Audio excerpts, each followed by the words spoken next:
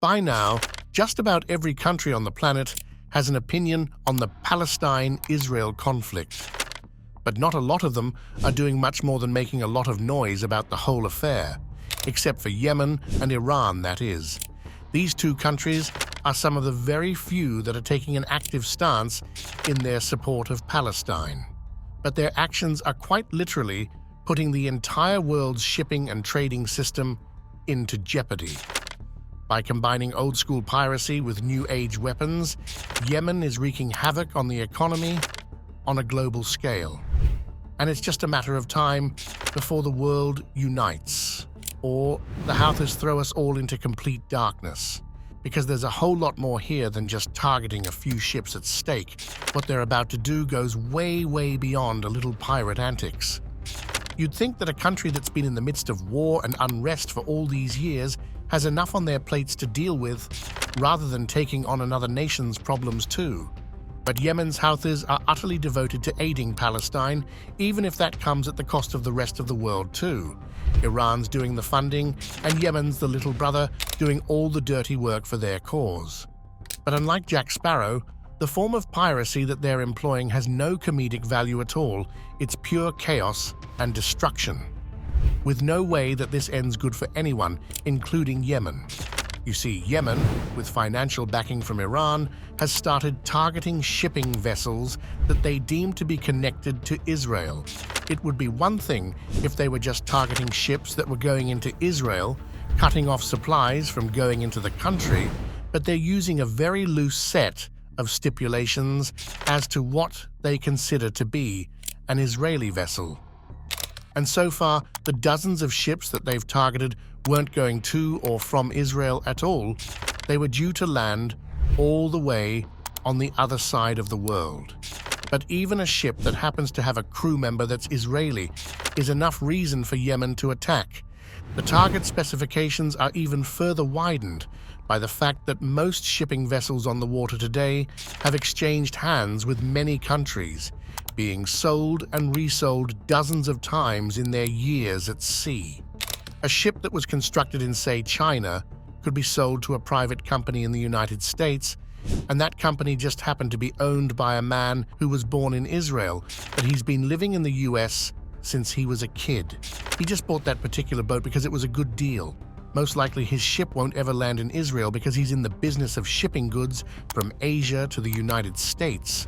But the fact that the owner of the ship just happens to be Israeli, even though he has no business affiliations with the country of his birth, and his entire crew are from everywhere but Israel, now makes that ship a target for the pirates to attack. And that wasn't just a made-up example. That actually happened to a ship owned by a shipping magnate whose boat needed to go through the Suez Canal. The reason why their seemingly random attacks are such a big deal is all about where they're focusing their line of offense.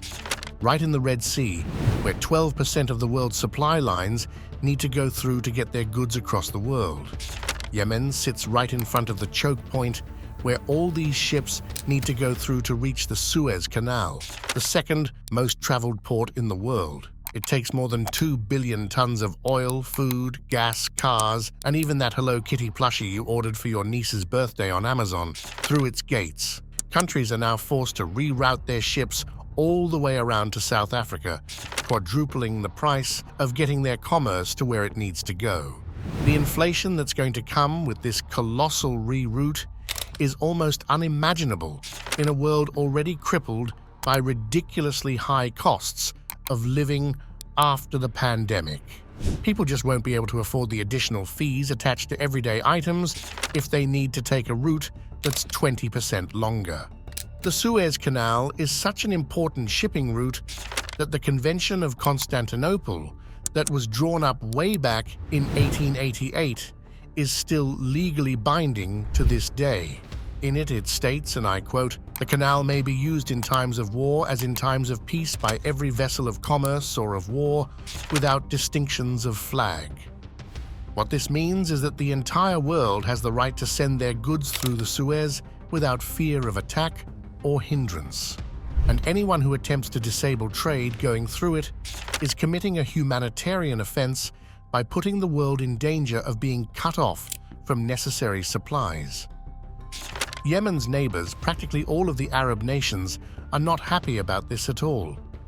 No matter how they feel about Israel, Yemen's actions are putting their own supply chains and economies in jeopardy. And the fury doesn't stop at the Arab nations.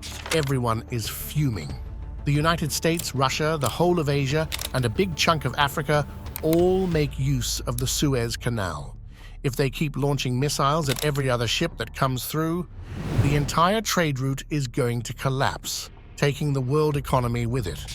It's not like Yemen needs a whole lot of expertise to make this a successful disruption or to cause as much destruction to the world economy as they possibly can, nor do they need a lot of money to make it happen. You see, the canal is very narrow. Militia forces aren't forced to fight in open water. Their targets are bottled up in that thin canal, essentially making any ship a sitting duck for a missile or a drone. And speaking of drones, they are the main source of firepower being used in attacks. They're easy to fly, meaning that you don't even need a high school diploma to get it to land where you want it to, and they're loaded with cheap but incredibly destructive explosives. Sending a cheap drone requires no expertise, very little cost, and it's incredibly effective at causing as much damage in as short an amount of time as possible. 100 shipping container vessels have been rerouted every month since December. The losses are starting to go into the billions, and it's affecting every single country in the world. Today's video is not about why Yemen is doing this or why Iran is funding them. It's not even about the Israel-Palestine conflict. It's all about how long the world is going to stand by and allow billions of dollars to go down the drain before they step in. This is such a big deal that even arch-enemies like Russia and the United States can finally agree on something. Yemen's got to stop before the entire world trade comes crashing down on us all. The Suez is virtually at a complete stand still already, and prices for everyday goods have begun to rise steadily. The US hasn't been completely complacent. They've sent some armed vessels to patrol the area since the end of January. It's not exactly an all-out war just yet, but it won't be long until it reaches a boiling point. Especially when you look at the fact that the US has upped their presence in the Red Sea when Yemen made the shocking announcement that they were going to target the internet cables running under Egypt's oceans. Take a second to take that in. By cutting off those cables, Yemen is going to throw all of Europe into the Dark Ages in one single stroke. The question isn't if the world is going to step in, it's when. And if the might of the entire world comes crashing down on a relatively small and already unstable country like Yemen, well, there might be nothing left of them by the time all is over and done with. Or, the Houthis actually managed to make it happen. If they didn't announce their plans to the world, it actually wouldn't have been all that hard to do. All they needed was a few more drones, which they already have, and they'd have caused a global flatline in a single day, and no one would have been able to stop it. But now we do know what they're planning, so who's going to step in to stop it alongside the US? But what do you think? Will we see another Dark Ages or a dark hole where an entire country used to be? Let us know in the comments below, and like always, don't forget to check out some of our other videos that's on your screen right now.